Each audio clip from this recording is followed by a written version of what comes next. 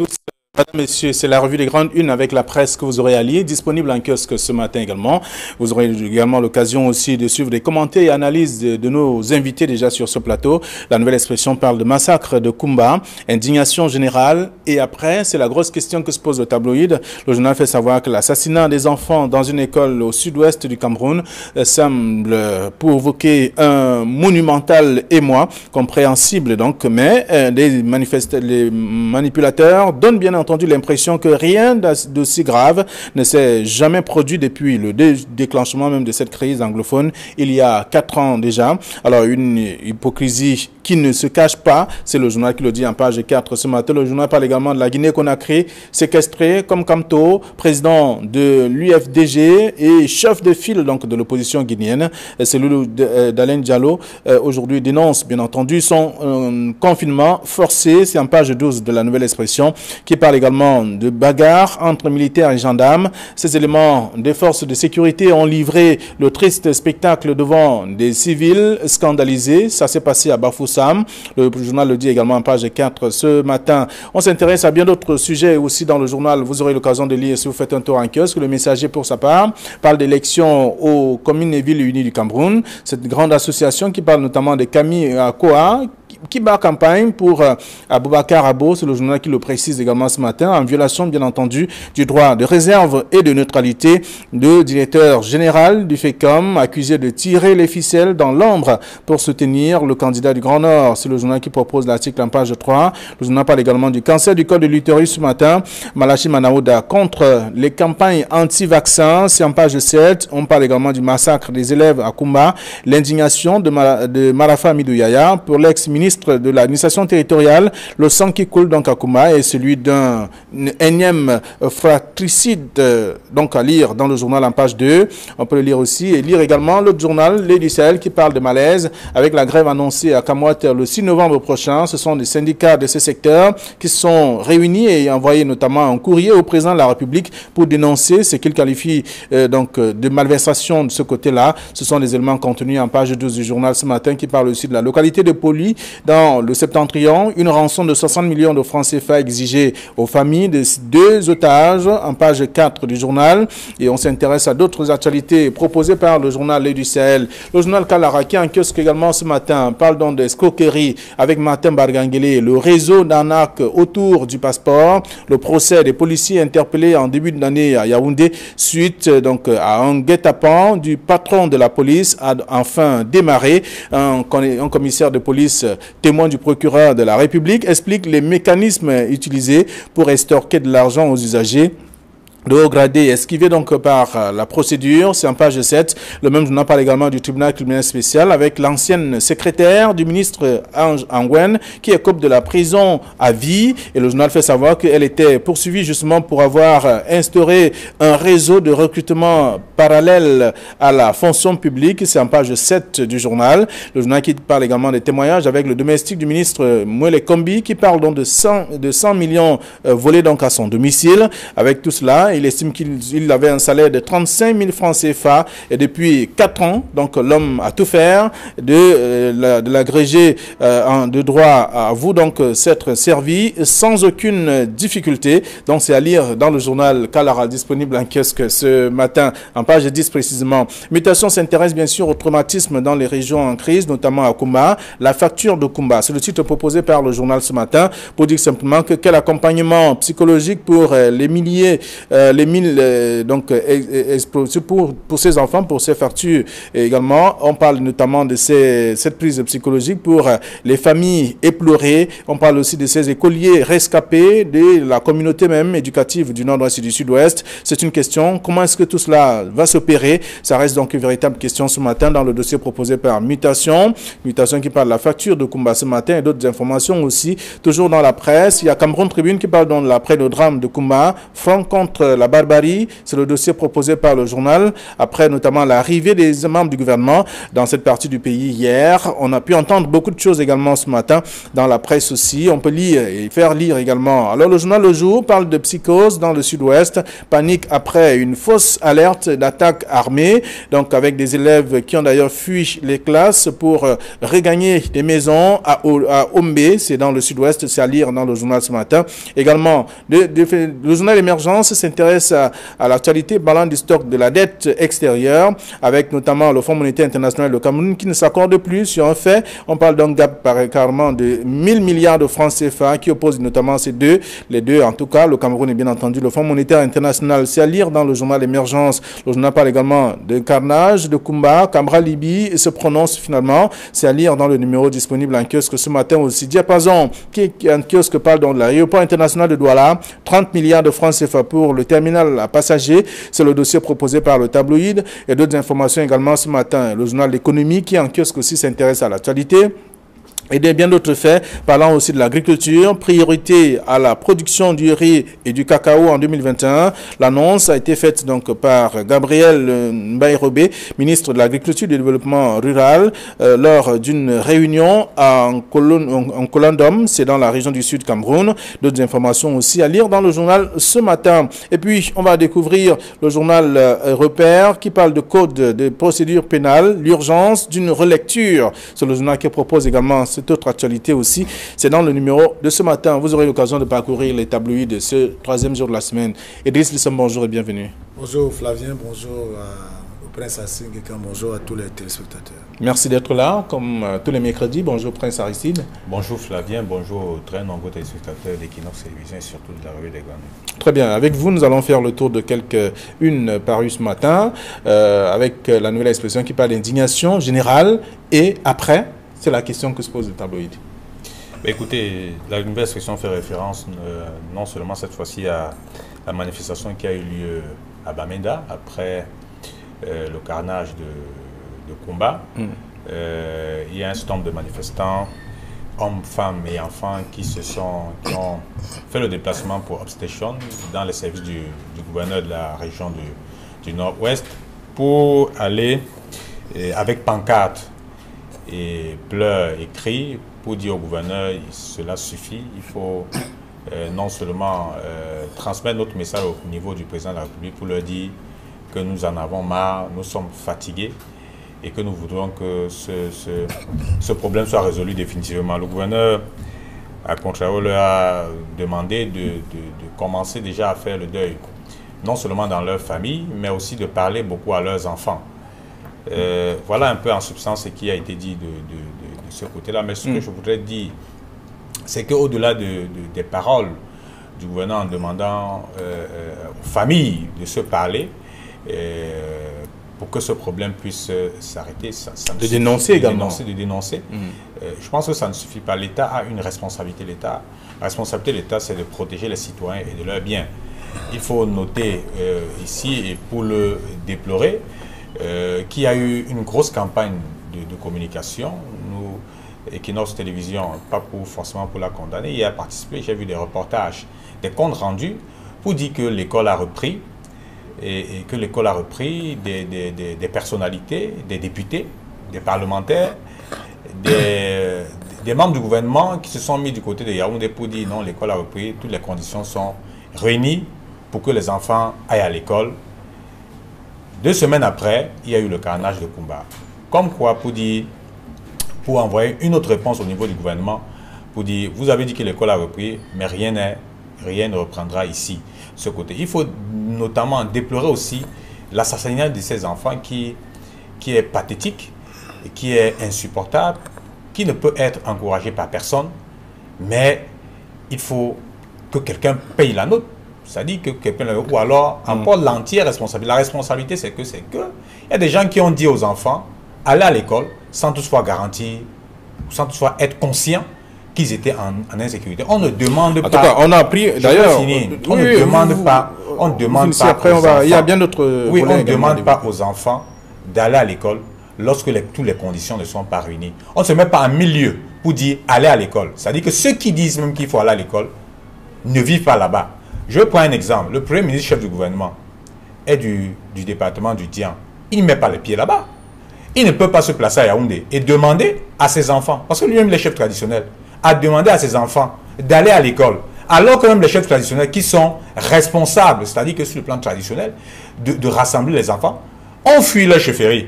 Et vous demandez aux citoyens d'aller à l'école. Alors, on dit, c'est une irresponsabilité. C'est une irresponsabilité qu'il faut dénoncer. Nous ne disons pas que les enfants devraient pas aller à l'école. Les enfants doivent aller à l'école. Alors, on vous a écouté. Je voudrais bien que... Leur sécurité doit être assurée. D'accord. On l'a appris, on a entendu à plusieurs reprises que la sécurité était donc de mise de ce côté-là, raison pour laquelle il a été insisté, en tout cas d'une façon ou d'une autre, pour que les enfants se retrouvent à l'école. Et on constate bien ce qu'on a pu constater le week-end dernier. Oui, Flavien, moi je suis un peu... ça dépasse même la tristesse, parce que on est dans un environnement, dans une période où on a pris les enfants en otage, où, Flavien, on veut nous faire croire qu'il faudrait que tout le monde reste à la maison, qu'on ne fasse absolument rien, c'est-à-dire que la vie de ces enfants s'arrête, c'est-à-dire que selon ces personnes, il faut que la vie s'arrête, que l'école s'arrête, qu'il n'y ait plus la vie dans le sud-ouest et le nord-ouest. Alors, comme ça fera plaisir à ceux-là qui ont leur dessein. Et entre-temps, on a le gouvernement qui veut absolument démontrer, parce que là, le gouvernement tombe dans le piège de ceux-là qui ont pris ces enfants en otage. Et même, de l'autre côté, ceux-là ont raison lorsqu'ils prennent la parole aujourd'hui pour dire au gouvernement: mais vous-même aussi, vous mettez les enfants, vous exposez les enfants. Donc en fait, le fait que l'école ait repris en octobre n'arrange pas ceux qui sont dans le camp des sécessionnistes, entre guillemets. Et le fait que l'école reprenne arrange le gouvernement qui lui veut montrer qu'il y a de la vie de ce côté-là. Alors, mais maintenant, entre-temps, il y a les familles. Il y a ces personnes qui jouent ce sale jeu. Alors, il y en a qui profitent de cette situation de désordre, entre guillemets, qui, vous savez, là où il n'y a pas d'ordre, là où il y a le désordre, il y en a toujours, il y a ceux qui ne veulent même plus que le nozo retrouve la paix un jour, parce que dans ce désordre, ils trouvent leur compte. Et il y en a de tous les bords. C'est pour cela qu'on parle des faucons de tous les côtés. C'est-à-dire, mais maintenant, est-ce que les populations, parce que moi je dis, le massacre, l'indignation est générale et la question de la nouvelle expression qui dit et après est pertinente. Parce qu'au-delà de avant Kumba, il y a eu les autres. Et après, il y a eu Garbou. Et après, il y a eu massacres. Et après. C'est-à-dire qu'aujourd'hui, il y a des assassinats. Quand par exemple la nouvelle mutation parle de la facture, mais nous sommes dans une situation psychologique où il faut accompagner ces familles, parce que les familles ne savent plus à quel sens se vouer. Doit-on laisser encore les enfants aller à l'école? Si les enfants ne vont pas à l'école, les sécessionnistes vont brandir le drapeau de victoire. Et si les enfants vont à l'école, le gouvernement qui, au-delà de pacifier, c'est-à-dire que pacifier pour que tout revienne à la normale, fait plutôt de la communication pour dire qu'il y a de la vie là-bas. Pourtant, c'est vrai qu'il y a de la vie, mais est-ce que cette vie se fait de manière paisible? Non. D'accord. Alors, donc, je pense que, et après, cette fois-ci, espérons que, comme plusieurs leaders le disent, qu'on puisse véritablement aller dans la paix globale. Et tout le monde a sa responsabilité. Le gouvernement, les sécessionnistes qui pensent aider les populations, mais est-ce qu'on peut aider les gens en les mettant, en les prenant en otage? Je doute fort. En les tuant. Et les familles qui doivent répondre. Parce que le dilemme est quoi? Si vous avez votre fils, Flavien, qui est un ambazonien la nuit, ou bien quand il se masque l'ambazonien, et vous le savez, il y en a des familles comme ça. Ils savent que les enfants jouent ce sale jeu. Est-ce que ces familles-là vont maintenant se faire harakiri pour dénoncer leurs propres enfants avec tout ce que cela comporte? Et les gens sont pris. C'est cette situation qui se vit. Est-ce que les familles vont accepter sortir de cet état ou bien amener leurs enfants à sortir de cette bataille qui ne sert à rien, où elles-mêmes sont les propres victimes? En sont-ils conscients? Donc, l'enjeu est au niveau de tous les partis prenants. D'accord, avec après, à la suite de cette question, indignation générale. Et après, donc on peut lire également la une de Cameroun Tribune, parlant notamment de ce drame de Kumba, front contre la barbarie. Exactement, on dit front contre la barbarie, c'est bien. Il faut même accompagner ce slogan. C'est-à-dire qu'en disant, il faut que ça s'arrête, il faut que ça s'arrête.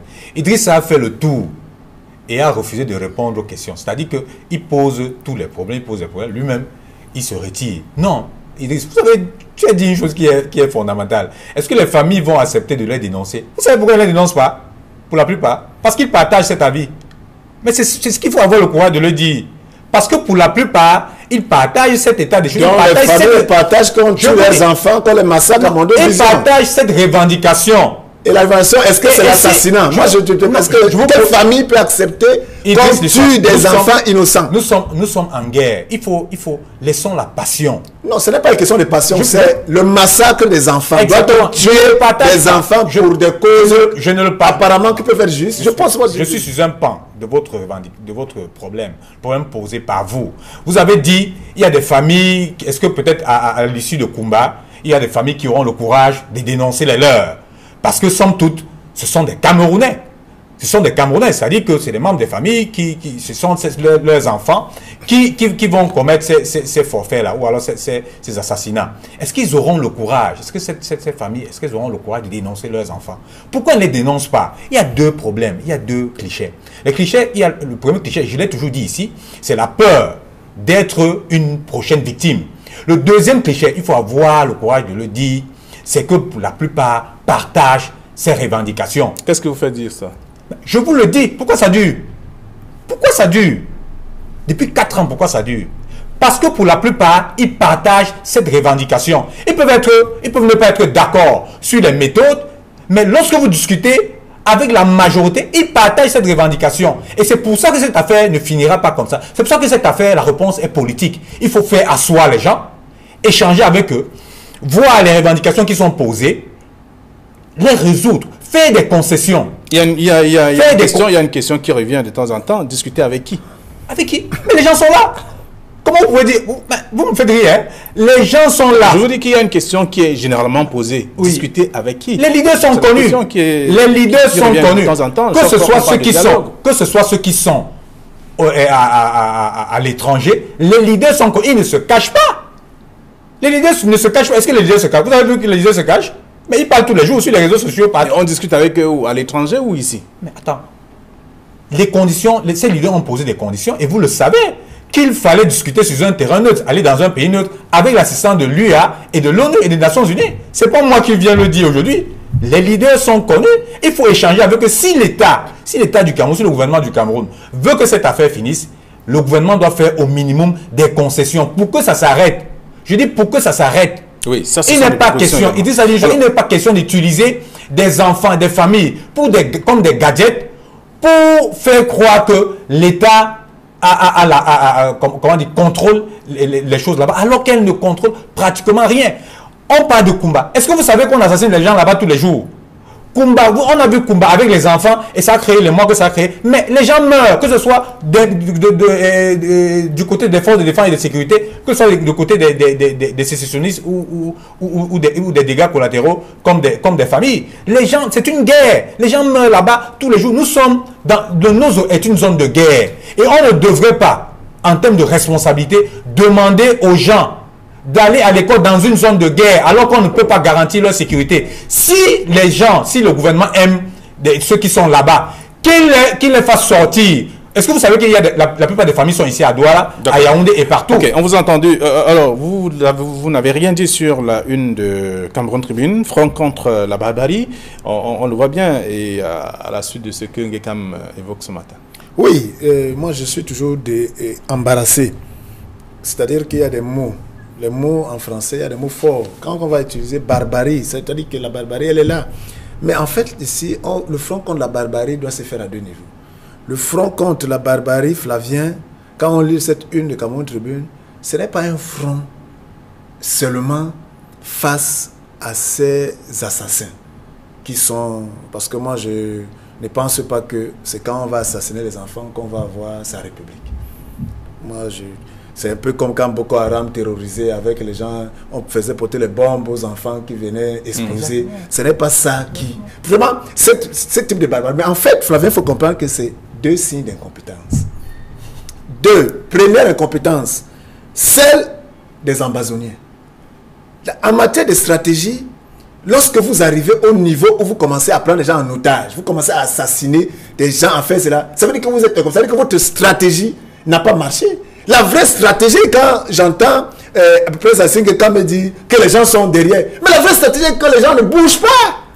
Mais quand on a vu quand les gens ont grévé dans le nord et au sud-ouest, les gens sont restés chez eux, ça veut dire que les gens adhèrent, ils restent chez eux. Le ghost en continue. Non, c'est pour ça que je dis que la vraie stratégie est que ce n'est pas qu'on tue des gens, des enfants innocents.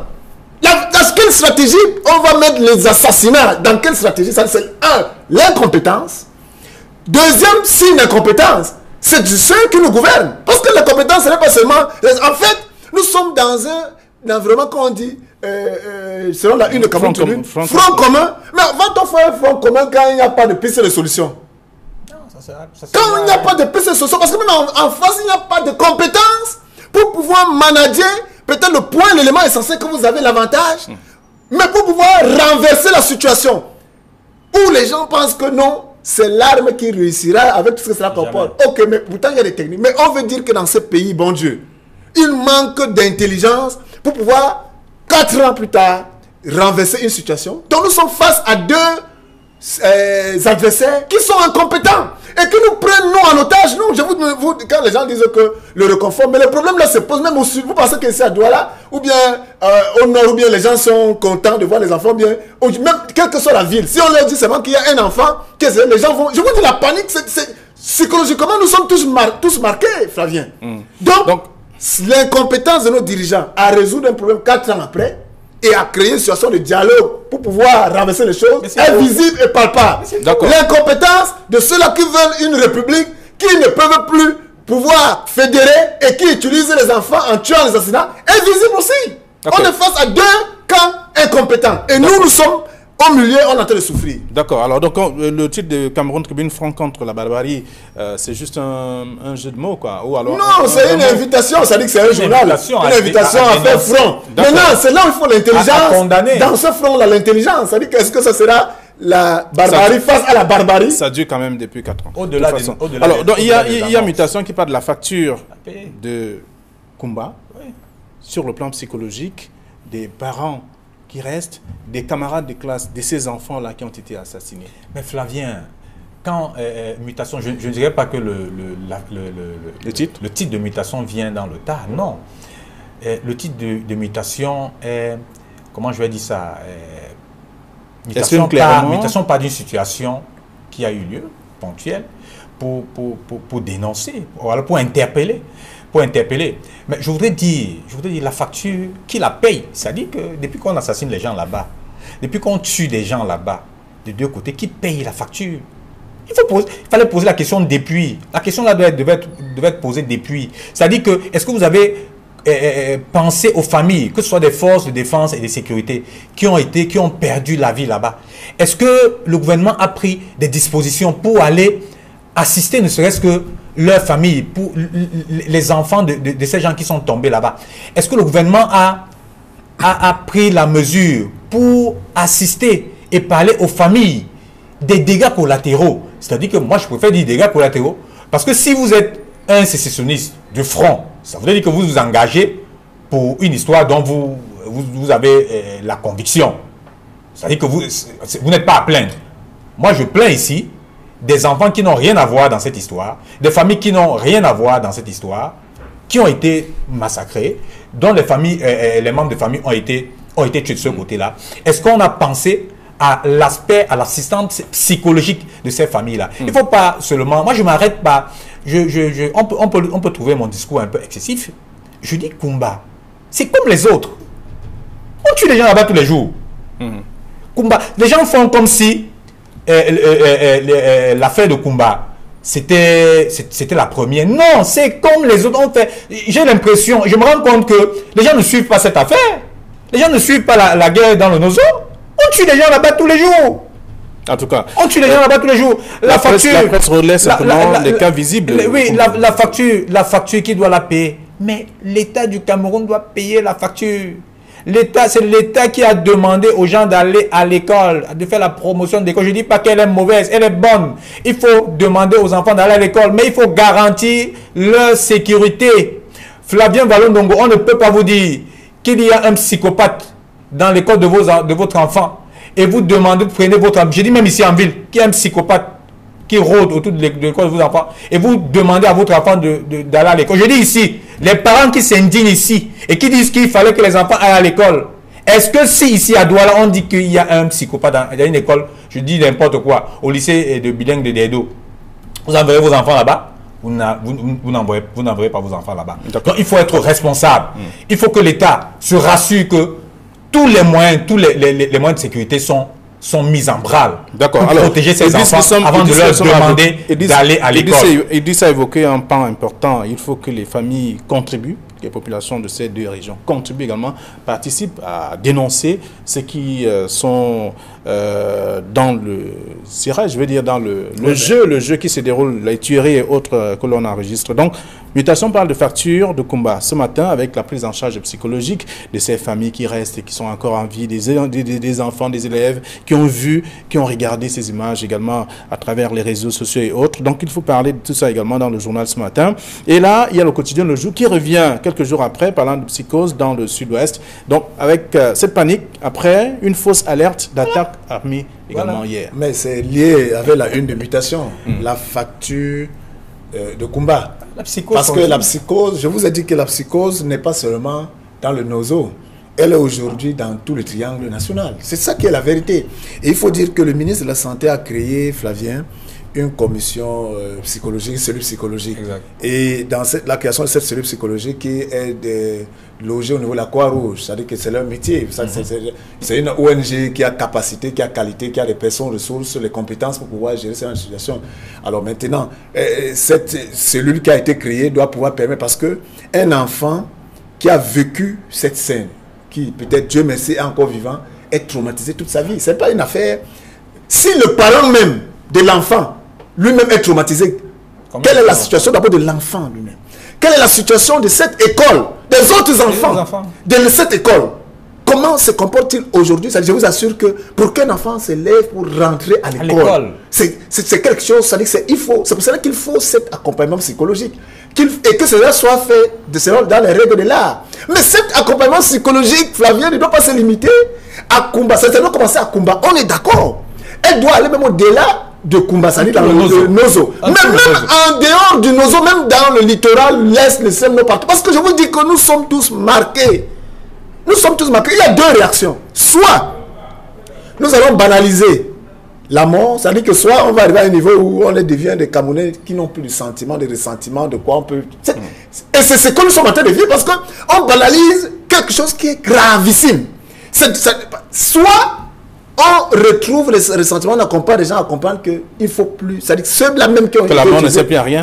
Oui, mais c'est-à-dire que c'est le bon et le mauvais côté. Il faut absolument des cellules psychologiques partout, dans nos écoles. Aujourd'hui, il faut même que les instituteurs, les professeurs des lycées, écoles, tout ça, et même prennent, c'est-à-dire que deviennent des psychologues, et même parce que je vous assure que nous vivons une situation où en ce moment, peut-être, on ne sent pas les effets, mais nous sommes marqués à jamais. Et à ce moment-là, quand Mutation dit, qui va payer le prix? Mais en fait, c'est que nous devons prendre conscience.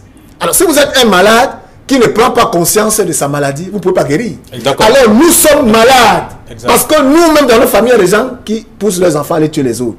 On est malade. On est dans notre famille, on accepte. Quand les autres font dire qu'on est content parce que ça arrive, on oublie que demain, ça va nous arriver. Nous sommes malades. Qui va payer? Prenons conscience pour que cela change. D'accord, nous sortons de l'émission. Il y a bien d'autres sujets de toute façon que les lecteurs vont découvrir dans la presse ce matin. Je voudrais sortir en disant ce que nous avons en 30 secondes. Vous savez, il y a eu 3 ministres qui sont allés là-bas. Vous avez suivi le discours. Vous avez suivi le discours du professeur Nalova Luyanga. Elle a dit aux enfants, vous allez aller à l'école. Il faut continuer à aller à l'école. Mais ce qu'elle refuse de dire aux enfants, c'est dans quelles conditions? Il faut faire très attention. C'est dans quelles conditions? Il ne suffit pas de venir faire de la communication. J'ai suivi le MINAT, le ministre Atangandi, dit que oui, ils ont déjà gagné la guerre. Mais des gens vivent autre chose là-bas. Les populations doivent le ressentir. C'est-à-dire que doivent savoir qu'ils sont en sécurité, doivent être rassurés avec la sécurité, que ce soit des forces de défense et de sécurité. Moi, je pense que au-delà de résoudre le problème, c'est-à-dire au-delà de faire des petits pansements en disant l'armée est là, alors que non, il faut s'asseoir, il ne se fait jamais tard. Quand cette histoire commençait, il y a des gens qui nous ont dit qu'en 2 semaines, on va le résoudre. Aujourd'hui, nous sommes à 4 ans. Il faut avoir le courage de s'asseoir, l'humilité de s'asseoir et de dire, mes frères, venons discuter et de faire des concessions. Si nous aimons, si ceux qui nous gouvernent aiment les Camerounais, si ceux qui nous gouvernent aiment ceux qui vivent dans le Nozo, je les regarde, si vous les aimez, asseyez-vous, discutez avec nos frères, ces leaders, faisons des concessions et arrêtons la guerre qu'il y a là-bas. D'accord, merci. Belle conclusion. En tout cas, je veux dire, bonne conclusion pour vous et également pour ceux qui nous suivent en ce moment. Chacun peut tirer des conclusions à la suite de ce qui a été dit sur ce plateau. Et en même temps, allez lire la presse puisqu'elle est disponible en kiosque également. Je vous souhaite de passer une très bonne journée.